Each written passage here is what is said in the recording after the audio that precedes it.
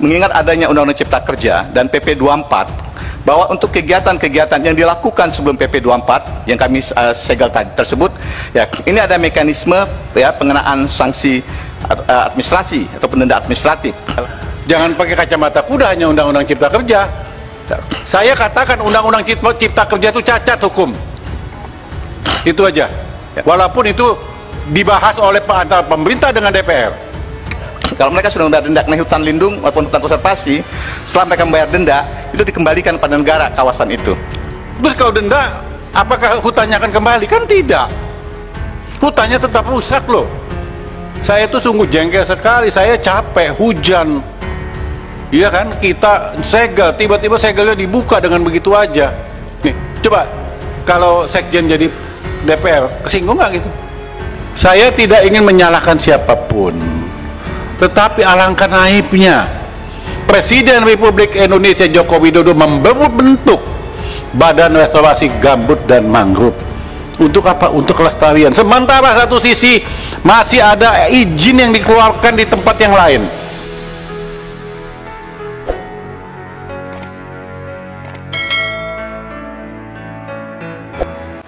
Ini saya dapat catatan dari Dijen Gakum tentang yang di Riau, Bapak, bahwa memang sudah dibentuk, sudah ada timnya, sudah ke lapangan juga. Kemudian dapur arang itu milik perorangan dan koperasi, juga PT Fortindo Global Mandiri dan Anugerah Makmur Persada. Kemudian diperoleh juga informasi bahwa kayu mangrove yang diolah dari koperasi pemegang izin IHTR. Ini kami sedang minta Dirjen PHL untuk mengendalikan masalah ini. Kemudian koperasi-koperasi yang terlibat itu seperti Koperasi Mangrove Lestari Lingga, Koperasi Wanajaya Karimun, Koperasi Silva Aulia Lestari, Koperasi Mangrove Meranti Lestari, Koperasi Silva, Koperasi Silva Sejahtera Berseri. Jadi ini mohon izin Ketua, Pak Dirjennya lagi di luar negeri, nanti kami pesankan untuk ini dilihat lagi dan dicek betul bagaimana mengendalikan perizinan HTR-nya ini. Kemudian di sisi lain yang jadi pada waktu itu setelah disegel, kok segelnya dicabut, tidak ada tindakan apapun dari Gakum? Pak ya, kenapa Pak, diam aja? Izin boleh dijawab. Ya silakan. Pak Sudin, terima kasih Bu Menteri yang formal pimpinan Pak Sudin. Waktu itu kan kami tidak tahu segel dicabut, kemudian kami lakukan lagi sekarang pemasangan kembali, Pak. Pemasangan kembali segelnya ya di PT AMP. Coba dipasang kembali, Bu. Karena waktu itu kan kami tidak tahu lokasi itu dicabut segel. Iya, karena nggak ada pengawasan. Ini kan sampai ke Kajati turun tangan sekarang. Ya. Maka Kajati juga saya mendapatkan informasi yang valid bahwa mohon maaf ada oknum yang bermain di sana. Kalau enggak mana mungkin mereka berani cabut. Ya. Iya kan, ini kan suatu tindakan. Iya kan? Ya. Kemudian ada lagi satu lagi. Iya kan?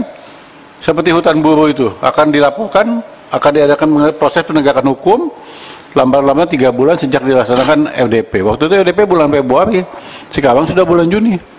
Boleh. Ketua, yang ini sudah dilakukan segel terhadap 12 lokasi. Itu yang Arang, Bu.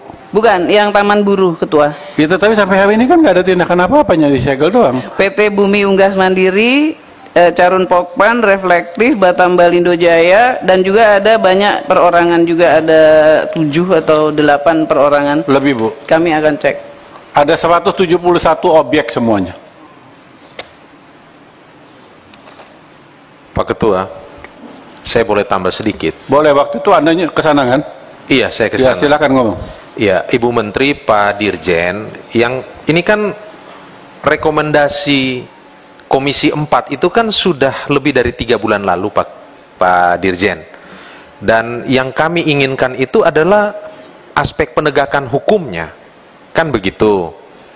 Nah, kalau seandainya rekomendasi ini tidak dilakukan, ini Pak Ketua, terus terang, ini komisi dapat meminta Presiden untuk memberikan sanksi administratif kepada pejabat negara ataupun pejabat pemerintahan yang tidak melaksanakan rekomendasi ini atau mengabaikan, Pak.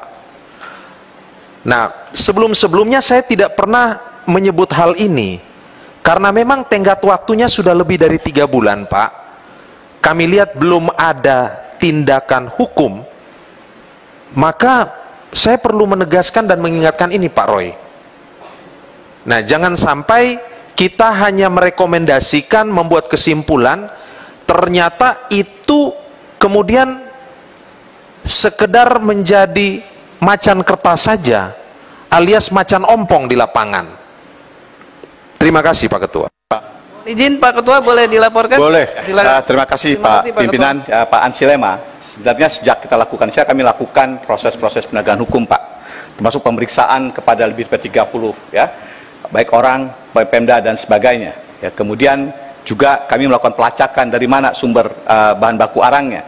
Dan kami temukan kan berasal ada 3 perusahaan koperasi memiliki izin di lokasi tersebut. Ya, kemudian kami juga berkaitan dengan perizinan, kami juga sudah menyurati kepada Dirjen PHL untuk mempelajari izin tersebut, karena kan bisa jadi sumber untuk melakukan pencucian kayu di sana.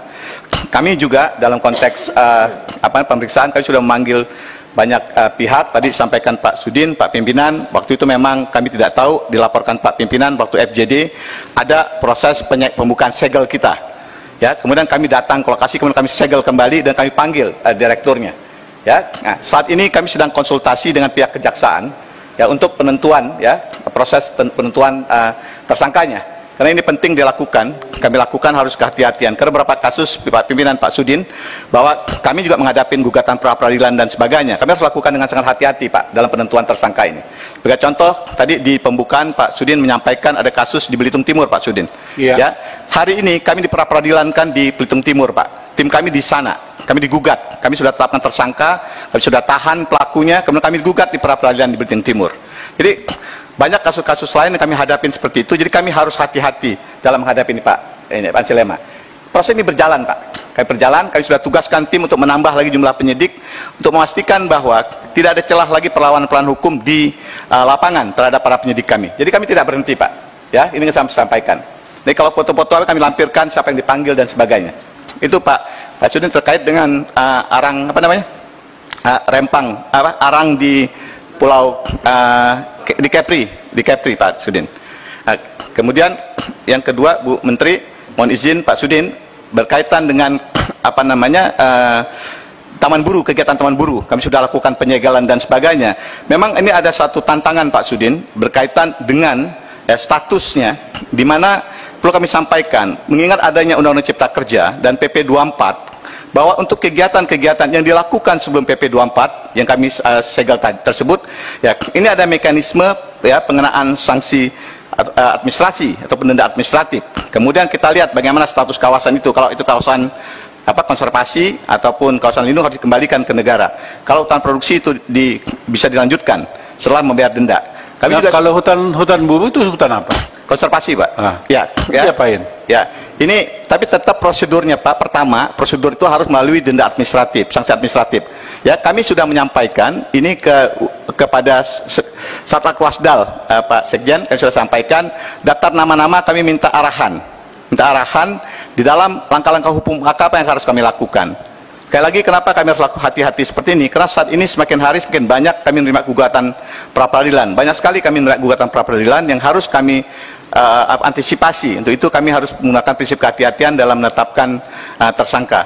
Itu Pak Pimpinan Pak Sudin. Jadi kalau yang Pulau Buru itu, kalau mereka Taman Buru itu berdasarkan status kawasan, kalau mereka memang sudah membayar denda, mohon koreksi Pak Sekjen, ininya PP 24 ya. Kalau mereka sudah membayar denda kena hutan lindung maupun hutan konservasi, setelah mereka membayar denda, itu dikembalikan pada negara kawasan itu. Itu bicara UU CK, tetapi Anda tidak menarik lagi UU Undang-Undang KSDAE. Coba baca yang betul. Di Undang-Undang KSDAE sudah jelas. Ya. Iya kan? Siapa yang merusak kawasan konservasi dikenakan hukuman. Nanti dibaca lagi, jangan pakai kacamata kuda hanya Undang-Undang Cipta Kerja. Saya katakan Undang-Undang Cipta Kerja itu cacat hukum. Itu aja. Walaupun itu dibahas oleh antara pemerintah dengan DPR. Karena banyak sekali kok pelanggaran-pelanggaran yang seolah-olah dihilangkan begitu saja, dikenakan denda. Terus kalau denda, apakah hutannya akan kembali? Kan tidak. Hutannya tetap rusak loh. Di sini sudah jelas waktu itu. Komisi 4 mendesak Kementerian Lingkungan Hidup dan Kehutanan untuk memulai penindakan hukum atas semua aktivitas yang sudah terbangun dalam kawasan hutan produksi, hutan lindung, dan hutan konservasi di Kota Batam. Selambat-lambatnya tanggal 17 Februari 2023. Selanjutnya Komisi 4 meminta agar Kementerian Lingkungan Hidup dan Kehutanan, Sekyu, Dirjen Penegakan Hukum Kehutanan untuk melakukan proses penegakan hukum selambat-lambatnya 2 minggu setelah rapat dengan pendapat ini. Ini kesepakatan kita bersama loh. Tadi apa yang di pasal yang dikatakan Pak Ansy bisa aja kami lakukan. Iya kan? Saya itu sungguh jengkel sekali, saya capek, hujan. Iya kan? Kita segel, tiba-tiba segelnya dibuka dengan begitu aja. Coba, kalau Sekjen jadi DPR, kesinggung nggak gitu? Hah? Nah, waktu itu Dirjen PSL mengatakan tidak ada izin yang dikeluarkan. Waktu itu FDP dia ngomong nggak ada yang dikeluarkan. Maka saya juga bingung ini. Rekamannya masih ada. Saya tidak ingin menyalahkan siapapun. Tetapi alangkah naifnya Presiden Republik Indonesia Joko Widodo membentuk Badan Restorasi Gambut dan Mangrove. Untuk apa? Untuk kelestarian. Sementara satu sisi masih ada izin yang dikeluarkan di tempat yang lain. Kira-kira kita ngomong ilustrasi.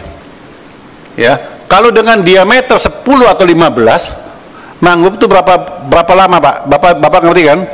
Berapa lama untuk mencapai diameter 10 deh? Bapak jawab, tolong. Nah, 10 tahun. Apa mungkin 1 bulan mereka ekspor 2 perusahaan itu hampir 1000 ton. Kalau 1000 ton itu kira-kira membutuhkan berapa banyak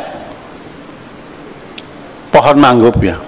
Paling tidak hitungan saya, kalau dihitung rendemennya 1:3 itu pun masih mungkin, karena setelah dibakar arang itu kan akan ringan. Mungkin juga bisa 1:4. Jadi 4 kilo kayu mangrove itu mendapatkan 1 kilo arang kayu mangrove. Ya kalau segel tidak ada tindakan hukum ya percuma. Kalau ya begini nanti ya seperti yang kata Pak Ansy, nanti Pak Ansy akan melaporkan ke Presiden. Nah kalau perlu nanti saya laporkan juga ke penegak hukum, ke Mabes Polri sekalian. Kok kenapa tidak ada tindakan? Dengan mereka kan masih tetap berjalan kok. Yang saya sayangkan itu petugas yang katanya cuma 4 orang di sana tidak mengetahui, atau mengetahui tutup mata, kan hanya itu aja, ya kan? Jadi buat apa ada kesimpulan rapat, ada kesepakatan akan ditindak 2 minggu dari Februari. Coba nanti dimasukkan lagi kesimpulannya, ditambahin nanti untuk yang hari ini. Ini untuk koreksi kita semua, karena saya tidak mau alam ini rusak karena keuntungan segelintir pengusaha yang tadi yang tidak punya jiwa nasionalis. Yang penting saya dapat duit, untung, tidak memikirkan masa depan yang akan datang. Kemarin saya ada rapat rakernas saya di partai, saya ngomong dengan Kalimantan Utara, itu berapa luas tambak yang ditinggalkan setelah dibongkar mangrove-nya, kemudian tambaknya tidak berhasil, ditinggalkan itu puluhan ribu hektar, ya kan? Coba berapa nggak rusaknya alam kita dengan itu. Belum tadi yang Mbak Alin katakan di Pulau Obi, ya nanti segera kita tindak. Kalau memang tailingnya merusak alam, lingkungan, segel aja. Ya saya nggak mau tahu mau siapa backingnya, sikat-sikat aja. Karena kalau begitu dibiarkan, yang lain juga akan bilang dia boleh kok, saya nggak boleh. Ya, paham kan Bu Menteri maksud saya? Ya Ketua, mohon izin, kalau saya lihat posisinya di sini HTR-nya izin dari tahun 2010 sampai dengan Juni 2014. Saya sudah bilang sama Pak Sekjen, kalau gitu segera dibekukan izinnya dan untuk cabut. Berarti dia sudah melanggar 9 tahun. Gitu. Dari tahun 2010 sampai 2010 sampai 2014. Berarti Ya, kan izin ada yang keluar 2010. Ini kan ada di catatan saya ketua 1 2 3 4 5 6 6 yang badan hukum. Itu izinnya ada yang tahun 2010, 2012, terus Juni 2014. Ya berarti kan mereka ada pelanggaran hukum selama 9 tahun lah Iya. kurang lebih ya. Ada yang 9, ada yang 10 tahun toh. Ini nggak masuk UU CK. Nggak masuk. Iya kan? Iya. Nah, ini kan tidak masuk UU CK Kami kan? dalami ketua. Nah, segera saya tidak mau tahu, segera di tindakan hukum aja. Iya. Kalau perlu bongkar, bongkar aja.